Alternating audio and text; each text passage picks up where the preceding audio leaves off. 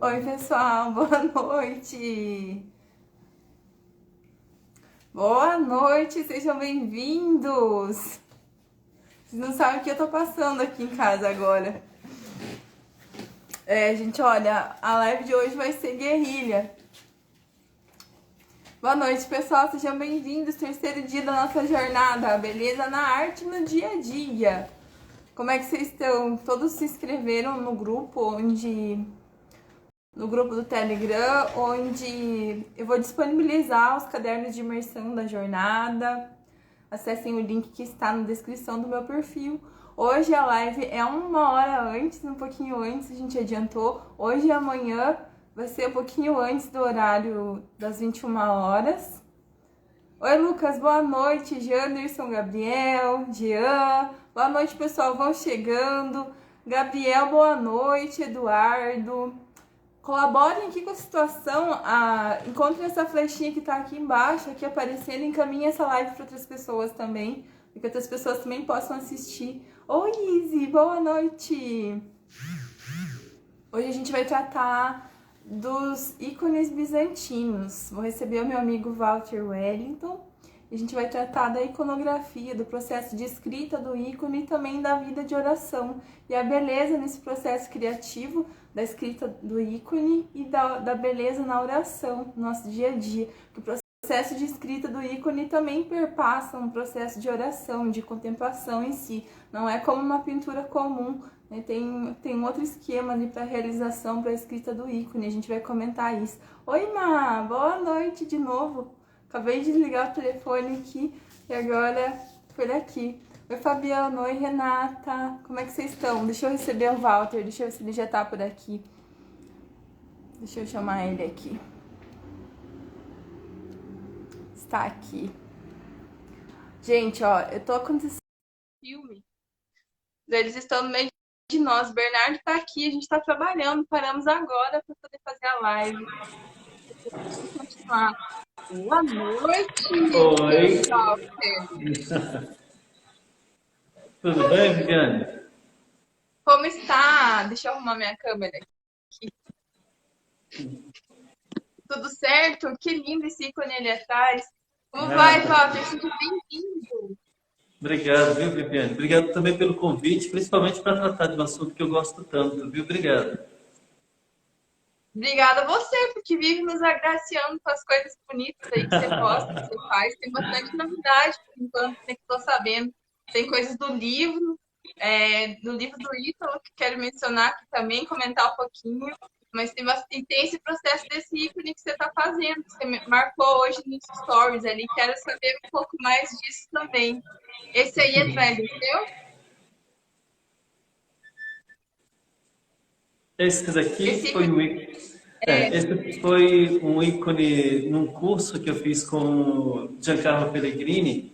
Ele é um italiano, um iconógrafo italiano, mestre de mestres, e teve 2 vezes já em Brasília, na qual eu mesmo auxiliei ele por essas 2 vezes, né? E aí ele deixou eu fazer esse grandão. Ele é bem grande, tem 50 centímetros de altura. Ah, que bonito ele, bem lindo. Você esteve aqui recentemente em Curitiba, né?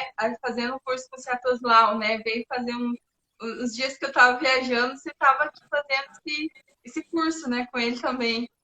Exato, e que mestre, viu? Ele, uma simpatia de pessoa, pela grandiosidade de artista que ele é. Ele é muito humilde, muito boa pessoa também. Não fala nada em português, se quiser, agora está falando alguma coisa a mais, né? Mas antes ele não falava nada em português. E foi um bom proveito. O curso todo foi muito bom, eu gostei bastante. Sabe, para um mestre iconógrafo, um iconógrafo já experiente, qualquer novidade vale o curso inteiro, né? Então eu aprendi lá a misturar uma tinta, sequer uma tinta, para mim valeu o curso inteiro. Foi Legal. muito bom.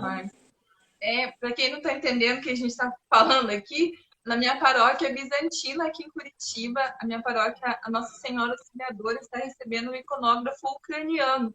ele é originalmente ucraniano, ele não é brasileiro, ele está aqui por encomenda do meu pároco bizantino para fazer o iconostásis da minha paróquia, né, que é a parede que reúne os santos padroeiros, mas é o santos que divide o altar da Assembleia.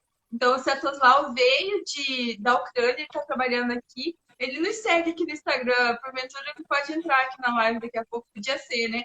E aí, teve um curso que ele ofereceu para algumas pessoas e o Walter veio fazer, dado o curso, eu estava viajando, estava gravando um documentário lá em Porto Alegre, nessa semana eu não pude fazer. Mas que bom que você veio e pode contar um pouco da experiência aí. Walter, eu quero que você se apresente para as pessoas. Quero que depois de você tanto se falar. sobre si para as pessoas que ainda não te conhecem, que tudo bem, oi. Ó, quem que tá aqui em casa, ó. Olha, Bernardo, agora eu tô na casa maior, você pode vir aqui, viu? Quando tô eu na live, ninguém aperta no coraçãozinho. Quando vem o Bernardo, as pessoas começam a apertar no coraçãozinho. Claro, né, Bernardo? Um abraço para vocês aí. Vocês estão interrompendo o meu trabalho com a Vivi, mas tudo bem. Eu cheguei primeiro. Mas, Walter, que se apresente para que as pessoas te conheçam aqui também, elas possam te seguir, que tá no meu perfil, que ainda não te conhece, acho que dificilmente, mas comente um pouco sobre o teu trabalho e tua família também, para as pessoas te conhecerem disso tudo. É verdade. Meu nome é Walter, eu tenho 45 anos, eu sou pai de 7 filhos, sou parteiro de 5, parteiro coisa nenhuma, eu fiz 5 partos em casa. E deixa eu ver o que mais, sou iconógrafo há mais de 20 anos, muralista, gosto de brincar de esconde-esconde com meus filhos, deixa eu ver o que mais. Faço um estrogonofe de primeira. Vamos saber. Então é basicamente isso. Mas atualmente a minha vida está girando em torno da família e da iconografia também, né? E principalmente me especializando cada vez mais para oferecer o melhor, sempre o melhor, não só para aqueles que me encomendam, mas principalmente para Deus e para a Santa Igreja. Genial, genial isso. Walter, então vamos começar falando do processo de escrita dos ícones, porque isso vai chegar num ponto aí que é a parte da oração. E a gente vai falar sobre a beleza que existe no processo de escrita dos ícones e a beleza que existe na oração, né? E que elas têm algo em comum, que é a contemplação, tanto para escrever os ícones quanto para rezar. A gente tem esse encontro com a beleza e vive um processo de contemplação. Eu gostaria de pedir que você nos conte como que é o seu processo de desenvolver um ícone. Qual que é o seu processo de escolher um ícone, de produzir um ícone, de criar ele ali? Na verdade, eu acho isso tão interessante, você falando de beleza da iconografia. Essa é a beleza praticamente da igreja desde seu início, desde seus primeiros séculos, né? E, de fato, há beleza na preparação do ícone, né? Então, principalmente porque a gente para muito e tenta saber que todo aquele processo não é somente um processo mecânico, né? Ele não é só mecânico, ele tem um valor, tem um quê de espiritual nisso, né? Então, todos os ícones são escritos, a gente fala escrito mesmo. Tecnicamente, pode-se usar pintura, não tem problema, porque a gente está mexendo mesmo com uma pintura, então, de maneira técnica, pode-se dizer pintura. Então, a gente está pintando, a gente está escrevendo, tanto faz, tá bom? Então, estamos escrevendo em cima de uma tábua. Nessa tábua, ela foi coberta com uma tela. Em cima da tela, vem várias camadas de gesso com cola de coelho, cola animal. A partir daí, vem muitas lixas, né, para deixar ela bem lisinha. E aí, só depois da fase de preparação da tela, é que vem a imprimação do desenho. Que desenho, né? Nunca a gente inventa um ícone, não é inventado, não é algo inventado. A gente sempre busca os ícones mais antigos da igreja, principalmente a partir do século V, VI em diante, até o início da Idade Média, são boas referências, né? Depois também tem muitas referências boas também. Mas quanto mais antigo, mais correto teologicamente elas são, né? Então, por isso que é melhor a gente pegar aqueles mais antigos. E é coisa simples, gente. A gente, como não vai inventar, a gente só vai ou cobre um outro papel por cima do ícone, né, uma vez impresso, e traça as linhas principais. Depois daquilo, você transfere para a tábua. Transfere como? Ou você usa a ponta seca da caneta, sem que ela risque, né, e passa com mais força para passar para a madeira, na verdade, para a madeira engessada, e depois cobre com linhas finas, com tinta mesmo, tinta têmpera. Como é que é essa têmpera, né? Aí é que vem a beleza da coisa. Porque a têmpera, ela não é algo muito industrial, não.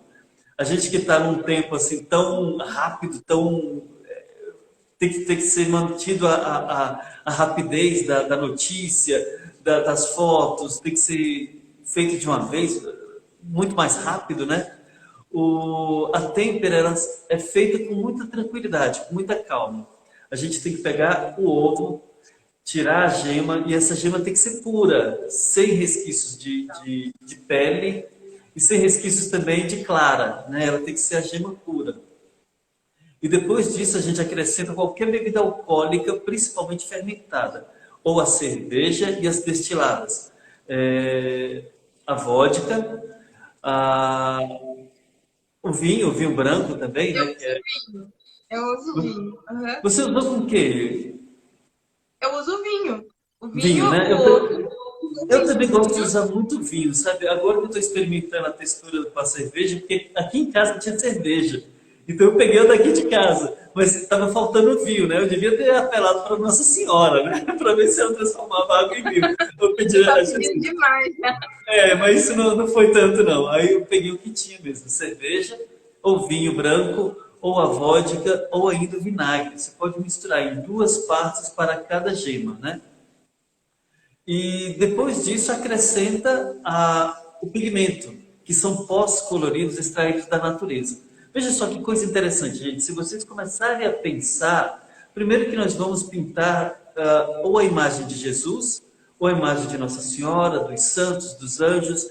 A gente vai pintar algo sagrado, algo que nos remete à oração. E vamos fazer com que toda a natureza também participe desse momento.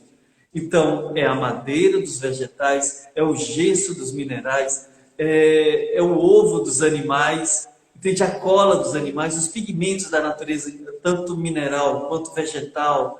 E vem a gente, o ser humano, para dar aquele ar de humanidade, também de espiritualidade na obra. Então, toda a preparação, ela deve sim girar em torno de uma espiritualidade, em torno de uma oração, em torno dessa conexão entre o iconógrafo, a pessoa normal, a pessoa comum e Deus, porque a gente não vai fazer algo simples, né? Um ícone em casa, ele não é só um quadro qualquer, né? Ele é a presença daquele ser representado. Aqui atrás tem um ícone de Cristo, aqui está a presença de Cristo. Você, Viviane, também tem um ícone que você mesma escreveu, né? Então é a presença de Cristo que está aí. Eu peguei ele. Aí, ó. Então, a Viviane também... Eu não passei o verniz dele ainda, então quando chove, ele cheira muito ovo, sabe? Quando chove, que fica a umidade no ar, né? Aqui em Curitiba é mais frio mesmo, mais úmido. Ele cheira mais o ovo ainda, porque eu não passei o verniz, tem que passar o verniz ainda nele. Não passei ainda. Eu vou passar goma laca, tá? Goma laca cristal, aquele purificado. Ele é bem simples. Então, tudo isso a gente deve entender que quando nós temos um ícone, principalmente escrito à mão, não impresso, colado, né? Mas escrito à mão, ele tem essa força de presença, né? A presença do ser representado. E a partir dali, não vale a gente colocar ele numa parede qualquer, sabe? Então, assim, lá na Copa, uma Santa Ceia de ícone na Copa, gente, não faça esse absurdo, não, pelo amor de Deus. Vocês usem o ícone para rezar. tá bom? Para rezar, porque ele é próprio para isso. Então, vocês veem um ícone, o ícone é belo, o ícone é bonito, mas tudo bem, ele é belo não como uma obra de arte, ele é belo como a verdade. E essa verdade, ela questiona, essa verdade, ela te questiona alguma coisa, né? Então, o que você faz diante de um ícone? Quando você dialoga visualmente com o ícone, o que ele quer dizer para você? Entende? Tudo isso deve ser entendido a partir da sua execução. Uhum. E eu penso assim, até que foi a parte que eu te pedi ajuda no dia para preparação da madeira, né? Para colocar as camadas de gesso e do tecido, né? Que ainda não parei para mexer com isso, mas pretendo fazer esse ano. Tô com umas madeiras prontas para fazer os trípticos, mas tem que preparar o gesso. Isso eu acho que é um teste de paciência para o iconógrafo, né? Preparar a madeira, esperar aquilo ficar pronto e lixar a madeira, depois de engessada, a madeira passado ali, o tecido, as camadas de tecido, de gesso, depois que seca tudo, a gente tem que lixar, pegar uma lixa de fogão, né, uma lixa comum, e lixar a madeira para ficar lisa e poder receber a tinta em cima. Então, isso eu acho que é você vai naquela ansiedade, você vai fazer o ícone logo, igual postar na tela que te óleo. Não, aquilo ali não é uma criada da pessoa, no começo de conversa já. E para mim, é ali que me coloca numa posição de oração, sabe? Porque aí eu entendo uma outra lógica na coisa toda. Eu não sou uma econógrafa profissional igual o Walter, eu faço isso porque eu tenho ascendência bizantina, a minha família materna é ucraniana, então aprendi a fazer por gosto, né? Mas eu não sou uma profissional igual ele. Mas para mim, o momento de preparar a madeira é o momento que me coloca numa posição de oração, porque é paciência, é uma espera, é um cuidado, né? Ali começa a questão da beleza já. Gente, lixar a madeira com gesso, se você lixa demais, ela come o gesso, a lixa come o gesso e chega no tecido. Não pode chegar no tecido. Tem que chegar com o gesso. Então, quem já quebrou o pé aí, o pé, o braço, sabe que tem as camadas, né, do negócio do gás e do gesso. É mais ou menos isso no quadro. Só que se você lixar muito, com um pouquinho de força, ou tanto, vai comer o gesso e vai chegar no tecido. Então já dá ruim nele. Então é outro ritmo, né? É outra postura que a pessoa tem que ter ali. E aí o Walter falava do lugar do ícone em casa. Eu quero contar, Walter, você já deve ter visto por ali, mas para as pessoas que estão assistindo a gente, sobre o canto santo, que é o canto dos ícones do rito bizantino. Então, as famílias que seguem o rito bizantino, ou comumente chamam de ucraniano, também, mas o correto é o bizantino, a gente tem um canto na casa que é voltado para o lado do Oriente, ele está no lado do Oriente da casa, que é o lado onde o sol nasce. E nesse canto, é um canto da casa mesmo, um canto assim da parede, né? Onde as duas paredes se juntam. Nesse canto tem que ficar a imagem do Pantocrator, né? Que é esse aqui. Ou outro Jesus, né? Tem que ficar a face de Jesus ali no canto. Por quê? Porque Cristo é a pedra angular, né? É a pedra que os pedreiros rejeitaram, que se tornou a pedra angular. Então, no canto fica o Pantocrator, e aí em volta ficam os outros ícones que a pessoa possa ter em casa, né? De os outros santos. E aí, quem se casa antigo, em vez da aliança, usa uma coroa da celebração, além da aliança. Então, quem se casa no rito bizantino deixa as duas coroas também, junto com o canto santo, ali, o canto dos ícones. É muito bonito isso. Então, ninguém vê numa casa bizantina um ícone em outro lugar da casa, sabe? Eu tirei, desmontei no canto porque deu uma... Esqueci o nome quando dá umidade na parede do apartamento de cima, estourou um cano, alguma coisa assim, infiltração. E aí eu desmontei o canto porque ele estava umedecendo os ícones, mas você não vê na casa de um bizantino os ícones em outro lugar da casa, não. Todos eles estão unidos no canto santo. Então é um lugar de reverência. O canto santo fica nos sacramentais, que é a água benta, os outros o domingo de ramos, velas de cera de abelha que também se benditas. Então, é um lugar de referência, sabe? É um lugar de devoção. E tem outros objetos assim, mais bizantinos, bordados, umas palhinhas, umas coisas que estão tudo ali. Então, é um ponto de referência para o sagrado. E outra coisa, de dentro da imagem dos ícones, uma curiosidade para pensar ali na oração, então os ícones eles não são só um objeto bonito, um objeto de arte. Não é só um objeto estético, é um objeto de devoção. Nos ícones bizantinos, pessoal, não tem referências materiais. O que é isso? Como se a gente tirasse uma fotografia, uma selfie, e nessa foto vão aparecer todas as coisas do lugar onde a gente está. No ícone, não. No ícone, geralmente ele é liso ou com poucas informações que tenham ligação com a vida terrena. Tudo que está no ícone remete ao sagrado, à vida eterna, ao que está no plano espiritual. Então, você vai encontrar poucos objetos, poucos itens que são da vida terrena, da vida material. Geralmente é mais auréola com ouro ou fundo dourado. E as inscrições, como o Walter falava ali, tecnicamente o ícone é uma pintura, mas na tradição ele é um escrito. Então, é porque se escreve a face de Cristo, a face dos santos ali na pintura. Então, para ser um ícone mesmo, tem que ter uma inscrição junto, uma letra, uma palavra, o nome do santo, o nome da cidade, qualquer coisa onde o santo viveu. Então, para ser um ícone, ele tem que ter alguma coisa escrita junto. Por isso que a gente fala, às vezes, que ele é escrito, mas tecnicamente ele é pintado. Você está pintando ele por ali. E Walter, você reza quando você faz os ícones? O tempo todo, Viviane, o tempo todo. É uma coisa engraçada, porque agora a gente mudou de casa recentemente, né? Então aqui me faz rezar ainda mais, porque as crianças ficam perto, né? Então fica gritando, fica atrapalhando, então eu tenho que manter o foco ali na pintura, né? Então aí que reza ainda mais. A oração, ela parte, vamos supor, eu tenho um ícone para pintar.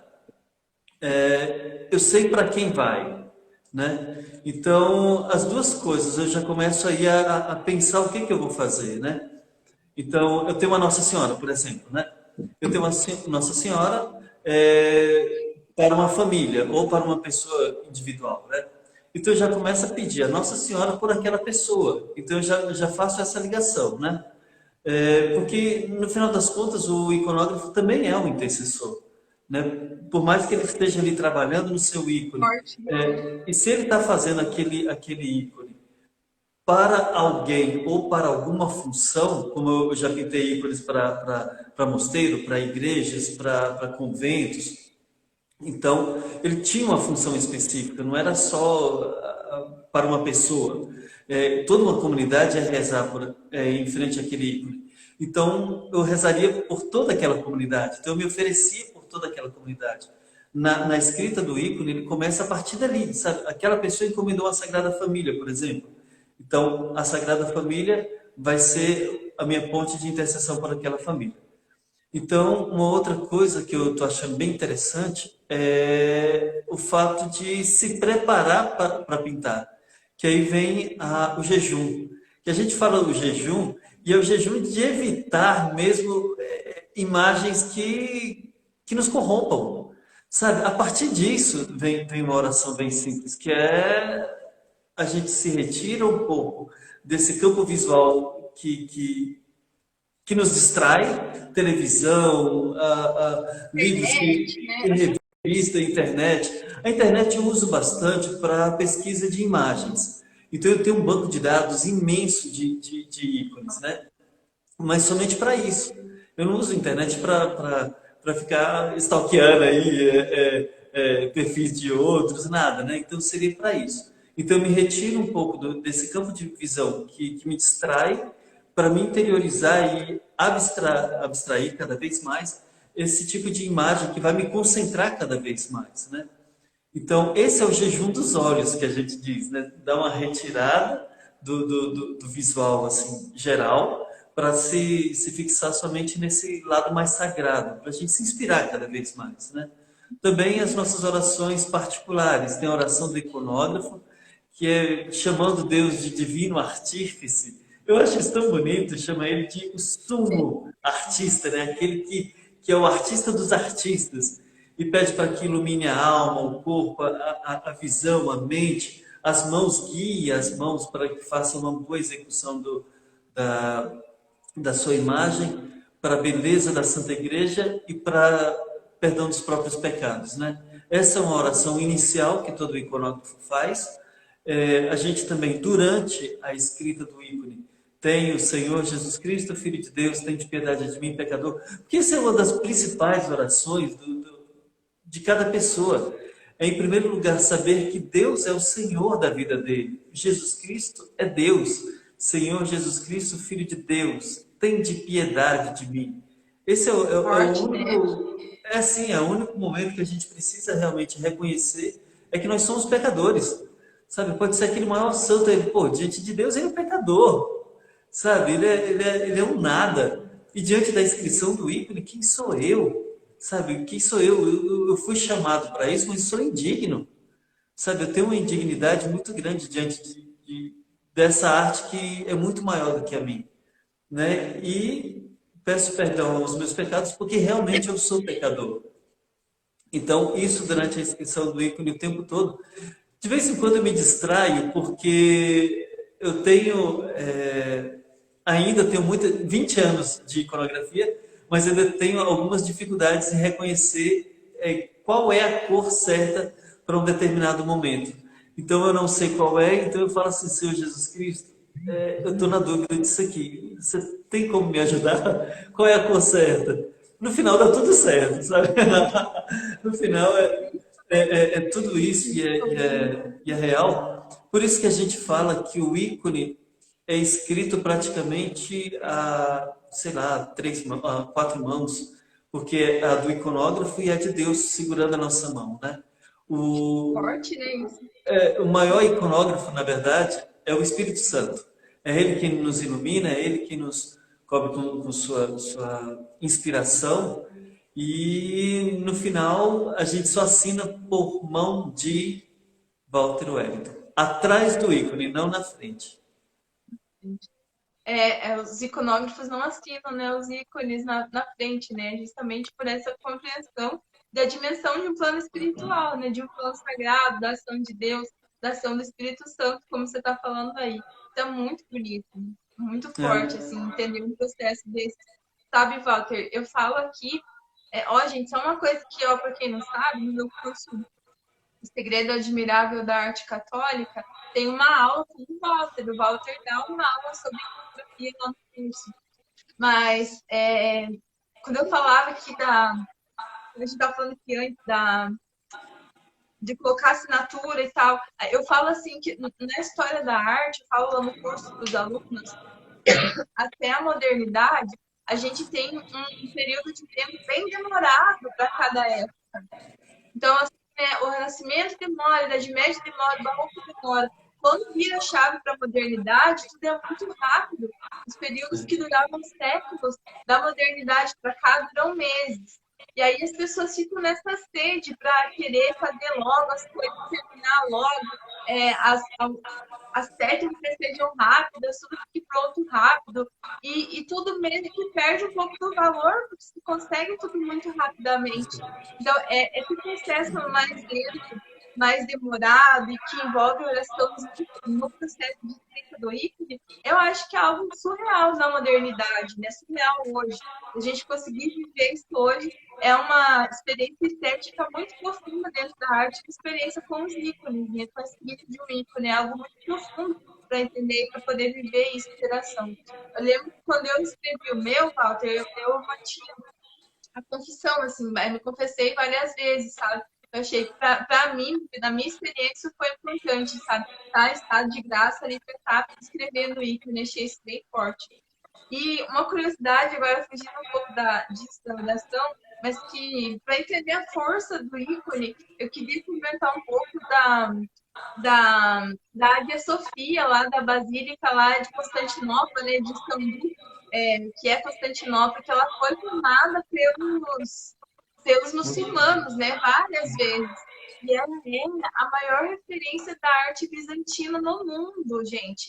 E quando ela foi tomada a primeira vez pelos muçulmanos, onde todo mundo do inferno, com certeza, eles não se converteram em vida, o que eles fizeram? Os caras apagaram os olhos dos ícones de toda a igreja. Então, imagine uma basílica gigante, gigante.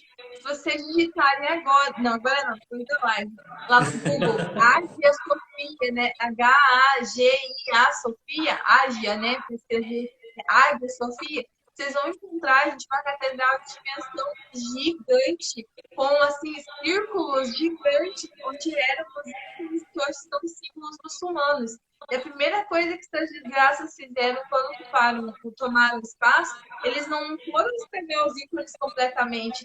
Os miseráveis tancaram com concreto os olhos dos ícones, gente, porque até eles reconhecem a força do olhar de Deus que se revela no meio das imagens sagradas. Isso dá uma raiva, Walter. A primeira coisa, eles foram tampar os olhos dos ícones para estragar a iconografia, para estragar aquilo.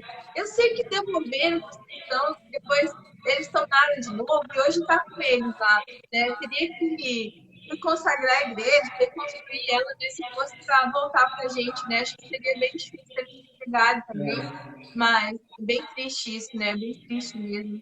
É a força, né? A força da face de Deus que se revela nos ícones. Eles acabaram com isso, né?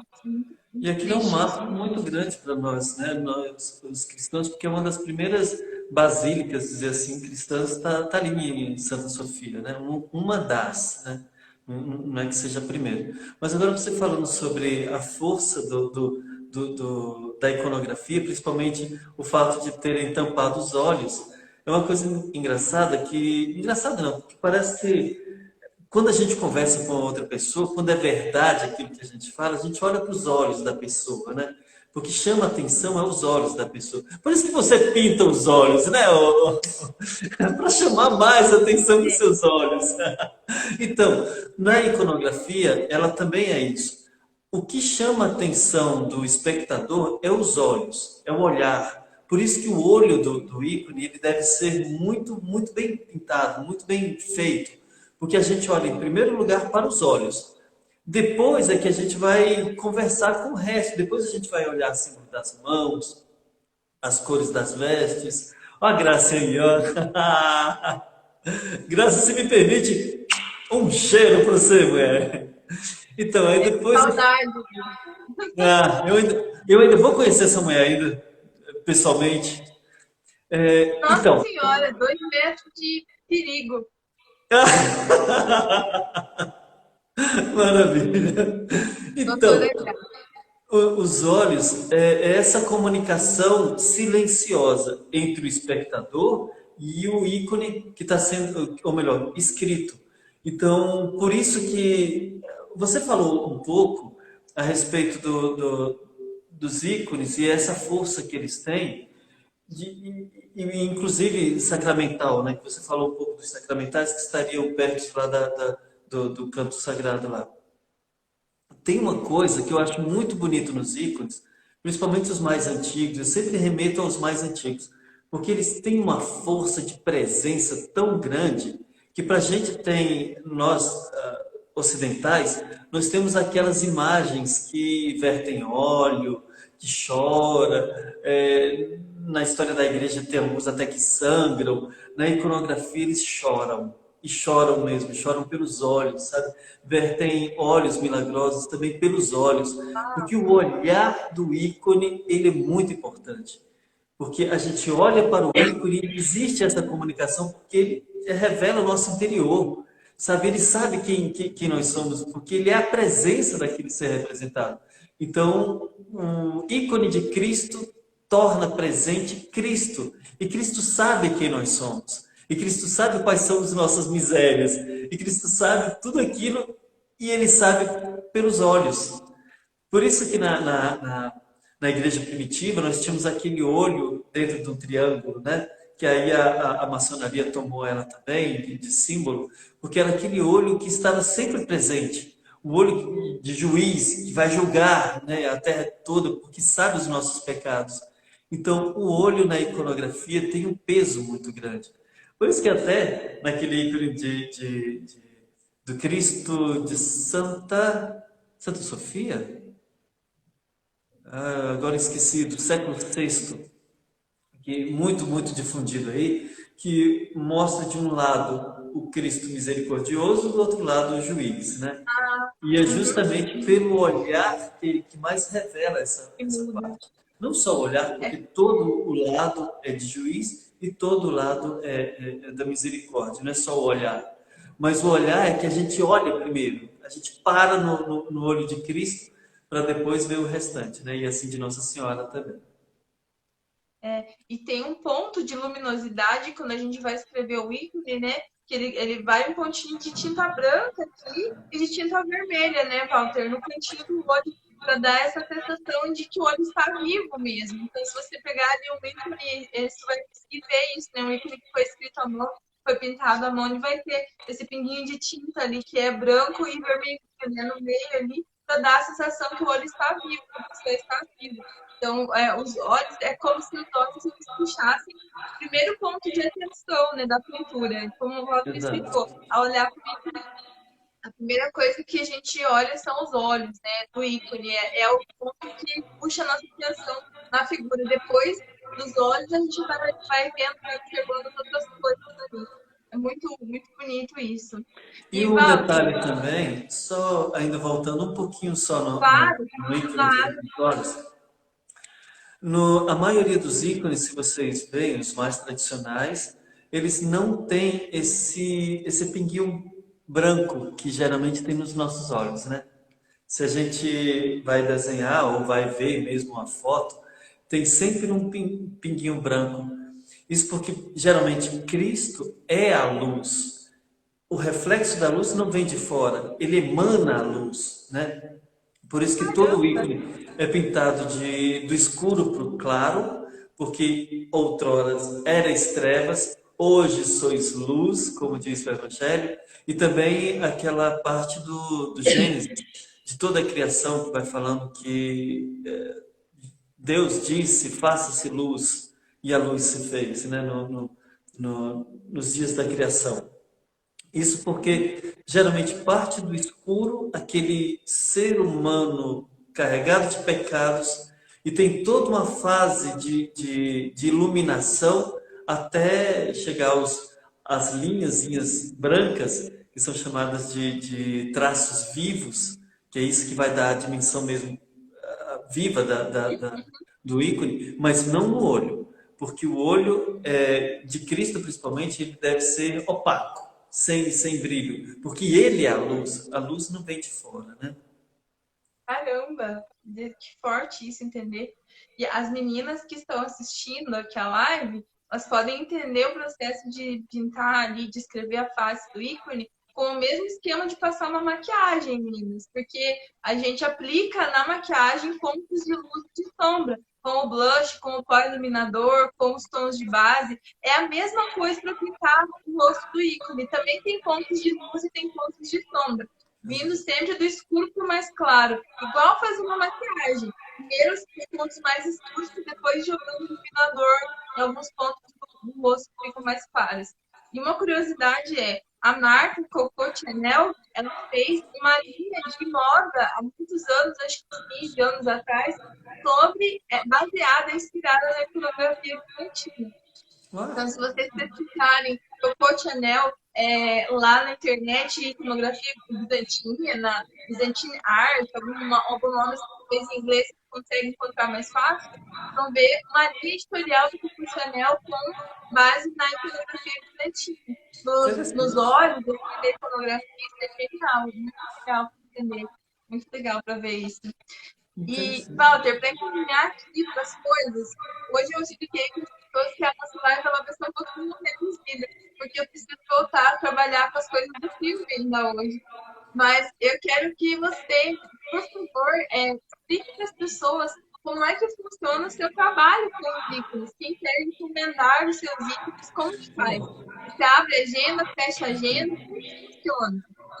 Agora, eu sou totalmente desorganizado, dizer assim, né? Muito desorganizado. Porque eu recebo muitas encomendas, muitas, e depois eu não sei quem foi que encomendou, sabe? Aí eu contratei um rapaz, pois é. Aí tem um rapaz me ajudando muito. Ele tem um IG, eu sou Leandro Rabelo. Esse cara tá me ajudando muito em muita coisa mesmo, sabe? Então, as encomendas estão com ele, os orçamentos estão com ele, a agenda de curso está com ele, pintura com igrejas, murais, está tudo com ele também. Então é só mandar uma mensagem lá, um direct lá pro Eu Sou Leandro Rabelo, e aí ele conversa direitinho com vocês. Aí depois me passa essa agenda toda, sabe? Porque eu sou meio que, como é que é? O pau mandado. Eu faço, eu escrevo, né? Eu produzo e envio, mas as encomendas têm que passar por ele. Porque senão eu sou desorganizado demais. Tá com o Leandro. Agora, exato, agora, para aqueles que querem fazer um curso de iconografia bizantina com uma pessoa bem, como falo, já experiente na área, aí, com mais de 20 anos aí de área, vai ter um curso mês que vem em Brasília. Aí, como eu sou desorganizado, não sei as datas, eu acho que é de 15 a 26, vai ser 10 dias, totalmente fechado no seminário lá em Brasília, e vai ser tipo um retiro espiritual. Porque o que está faltando nos cursos de iconografia é esse lado espiritual, sabe? E aí a gente vai fazer um aprofundamento espiritual bem sério, a iconografia e essas duas para mudar a pessoa e o seu modo de ver a iconografia, sabe? Então a gente quer não só dar um curso, mas dar recursos para que a pessoa chegue em casa e saiba fazer o ícone, porque é um dos grandes pecados, é a gente sair de um curso e falar assim, e agora? O que eu faço sozinho, né? É o que eu É fiz muito no final difícil. do dia, para colocar o gesso, né? É isso aí. Pois Falta é. alguma coisa, às vezes, né? E qualquer coisinha, ó, Viviane é uma baita professora de artes. Ela A de tira iconografia, dúvidas não, aí gente. até, mas se quiser ainda, estou disponível para a gente conversar ainda muito, viu, Viviane? Certo, mas é ótimo. Só quero responder ao Igor, que perguntou ali se tem diferença da iconografia para a iluminura. Tem sim, gente, são coisas diferentes. A iluminura é uma ilustração de livros medievais. São ilustrações de páginas de livros, geralmente são figuras muito pequenas. E a iconografia, ela é um retrato de figuras sagradas, ela tem outro suporte, o suporte das iluminuras é o couro, né, que na época, na Idade Média, não tinha papel ainda, era feito, os livros, as coisas eram feitas de pele, de couro de animal, e aí as iluminuras recebem esse tipo de suporte, a iconografia recebe o suporte da madeira, então é outra coisa. São coisas totalmente diferentes, né? Ali não dá para comparar. E, Walter, quero aproveitar para indicar, Murilo, né? Indicar aqui para as pessoas também o trabalho do Murilo, do Ateliê Criacruz, que imprime os ícones e cola, né, na madeira. E aí ele divulgou a live da gente. Não são ícones originais. Quando esse processo de colar, não são. Quando são esses ícones do Murilo, não são os ícones originais, são objetos estéticos, objetos de devoção, objetos de arte religiosa que também utilizo na Rezac. Tem um aqui perto, não posso puxar, senão vai cair meus livros. Eu recebi dele esses dias. Então, também são propostas muito bonitas de reprodução de ícone. O Bernardo acabou de falar a palavra certa. São reproduções de ícones. Então, não são os ícones, assim como o Walter está explicando, assim como eu mostrei o Pantocrator, mas são reproduções de ícones, que também valem para a gente ter em casa como objetos de devoção. Então, Ateliê Via Crucis, procurem aqui, também tem outra proposta de arte a partir da iconografia. Vale a pena vocês conhecerem o trabalho do Murilo também, que é muito bom, muito bonito também. Ó, o pessoal perguntou, Walter, onde vai ser o curso lá em Brasília? Repete, por favor. Sim, em Brasília, Instituto Bom Pastor, lá em Brasília.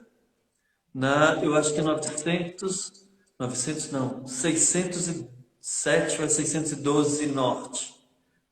na É Asa na Norte do Capela Brasil. Nossa Senhora das Dores, lá no IBP, né? Exato. Uhum. É bem retirado ali, né? Eu pego o lado do Planalto e vai por ali uns 40 minutos, 30 minutos. A gente ia na missa lá, eu lembro. Isso. Lembro, Isso. lembro. Então é muito, Capela muito. Nossa Senhora das Dores. O local é muito bom, sabe? Muito bom, propício para retiro. O padre lá já fez um curso com a gente também. Muita gente boa ele. Uhum, que é retirado da cidade, pessoal. É a Capela Nossa Senhora das Dores, que é do IBP, do Instituto Bom Pastor. Ela é retirada da cidade, não fica em Brasília, fica um pouquinho longe, né? Tem que pegar o carro, vai um pouquinho longe. Então, isso é bem, bem legal, bem incrível mesmo. Entre em contato com Eu Sou Leandro Rabelo. Entre em contato Exato. com esse rapaz, Eu Sou Leandro Rabelo, que ele é assessor do Valdo e ele vai ajudar vocês, tá bom? Daí. Walter, Muito bem, olha, Viviane. muito obrigada por tudo, pelo papo, pela tua amizade. Acho que vai ajudar muitas pessoas por aqui a entenderem um pouco do processo criativo da escrita ali do ícone. E essa live vai ficar salva no meu YouTube. As pessoas podem acessá-la depois novamente ou encaminhar para alguém que não conseguiu assistir. Vai estar lá. Vocês conseguem ver mais dela de novo. Grande abraço, Viviane. Muito obrigado. Estou sempre disponível para você, viu? Muito obrigada, Walter. Um abraço, fique com Deus, tá? Um dia a gente se vê pessoalmente aí, conhecer você e sua família, tá bem? Vamos se ver sim. Tchau. Tchau, fiquem com Deus. Obrigada, pessoal. Até amanhã. Tchau.